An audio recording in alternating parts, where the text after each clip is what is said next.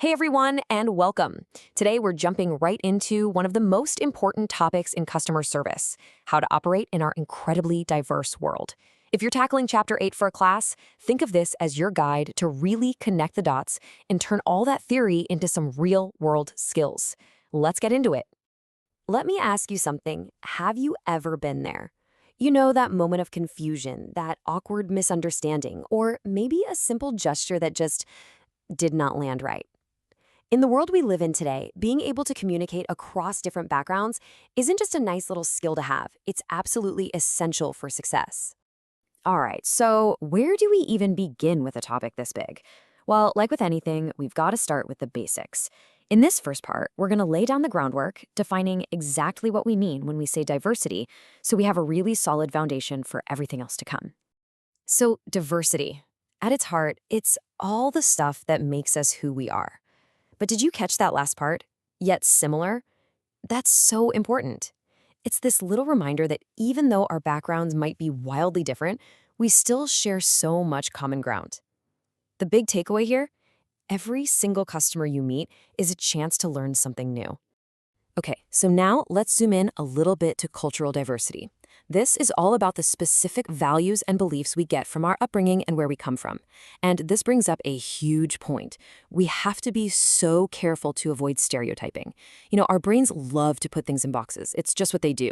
But our goal is to always see the individual in front of us, not a label. Okay, so we've got the definitions, but so what?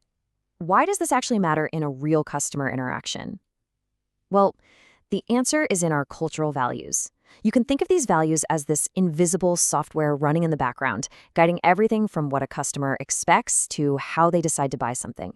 And this stuff isn't just theory, it shows up in really practical ways every single day. Things like modesty, or how much privacy someone expects, even how formal you should be, the respect given to elders, and this really important idea of face, which is all about a person's dignity and public honor. Any one of these can totally change the dynamic of a conversation. Now, let's talk about what might be one of the single biggest and maybe most surprising cultural differences out there. It's something we take for granted every day. Time. We tend to think a minute is a minute no matter where you are in the world, but it's not quite that simple. How people see and use time is a huge cultural value. So you can basically see two big camps here. In monochronic cultures, like you'd find in the US or Germany, time is a straight line. It's a resource. You can save it, you can waste it, and being on time is a massive sign of respect. But in polychronic cultures, time is much more like an ocean. It's fluid. The human relationship comes before the strict schedule. Honestly, just understanding this one difference can save you a world of frustration. All right, enough theory. Let's get practical. How do you actually use all this information? That's what this next part is all about. Real, actionable strategies you can use the next time you're talking with a customer. Okay, so imagine you're facing a language barrier. First rule of thumb, just breathe. Patience is your absolute best friend. Let the customer guide the pace. And when you do speak, make it clear and slow. But, and this is a big one, use a normal volume. Shouting doesn't magically make someone understand you better. And those little pauses, they're giving the other person's brain a moment to catch up and process. They're critical. To continue that thought, get in the habit of paraphrasing, just repeating back what you think you heard. It clears up so much confusion. And here's a pro tip, a really big one. Save the jokes and sarcasm. Trust me, they almost never translate well and can just make things messy.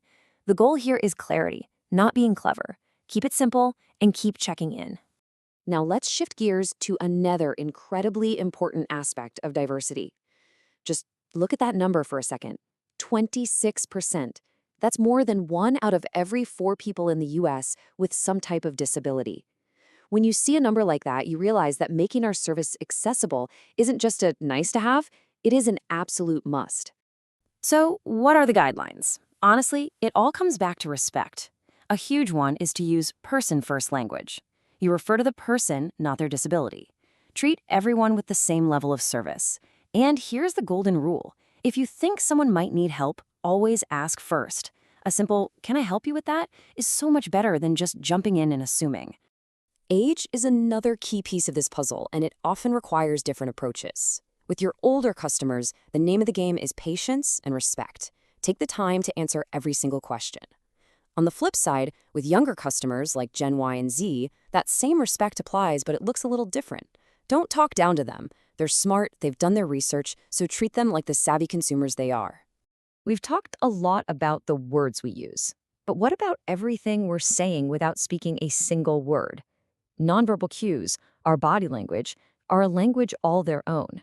And this is where things can get really interesting, because the meanings can change dramatically from culture to culture. I mean, just look at this table. It's a perfect example of how easily things can go wrong.